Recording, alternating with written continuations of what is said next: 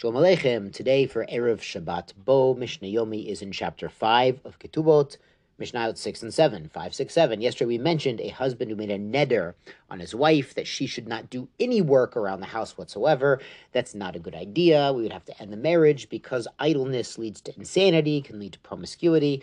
Now, Mishnah Vav deals with another kind of neder, which is sort of a nuclear option that destroys a marriage.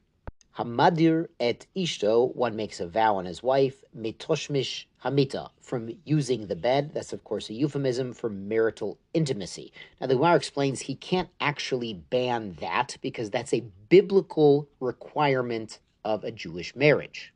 But what he can do is ban himself from enjoying such activities with his wife, which basically means it's forbidden for him to do so.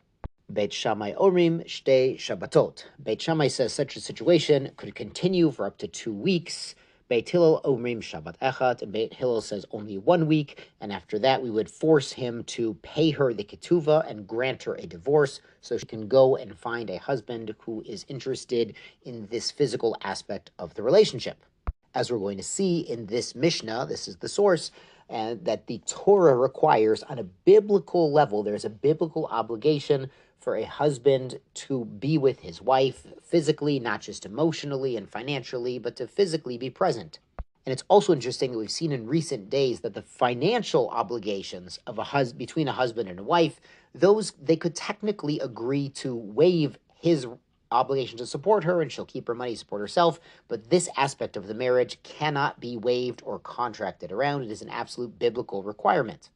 Now, obviously, if there are medical issues involved, emotional issues involved, one should consult a local Orthodox rabbi or a local expert, a medical doctor, to try to work through these issues. Anyway, the Mishnah goes on, HaTalmidim, the students, the young men learning in Kollel, in Yeshiva, Yotzin the Talmud Torah, they can go out of their city to go and learn Torah, Shelo Bershut, even without asking permission, Shloshim Yom. They can be gone for 30 days, even though obviously they're not in the same city as their wife. They're not physically available to help their wife in this manner during those 30 days. HaPoalim, workers, men who they're doing physical work. It can include even tailors and weavers, people are builders, they're going on a project, they're going to supervise the building of a house in a different city. Shabbat Achad, they could leave for 1 week without permission. Of course, with the wife's permission, they could leave for an even longer project. Now, the Mishnah explains, Ha'ona Ha'mora B'Torah, the obligation for a husband and wife to be intimate together that the Torah refers to, and it depends on profession, we're about to see. HaTayolin, those who are metayol, who basically they don't have such a physical demands on them, they're not tired and worn out by their work. B'chol yom, they have an obligation every day. Of course, if the wife is interested, the husband should be available for her every day.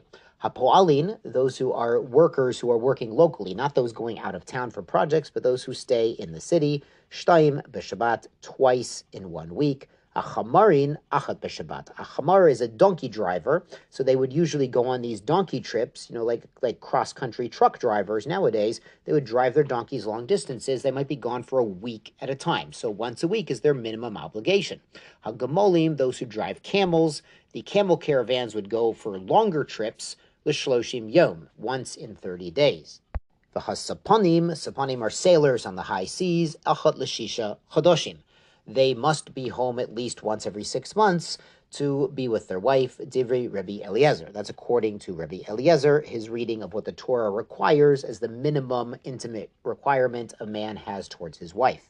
The Gemara actually mentions that a man who is in, a certain profession isn't allowed to change professions to the detriment of his wife without her agreement.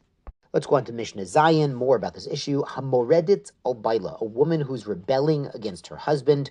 She refuses to share a bed with him. There might be other issues involved, but the issue the Mishnah is fixated here on is she is refusing to live as a wife with her husband.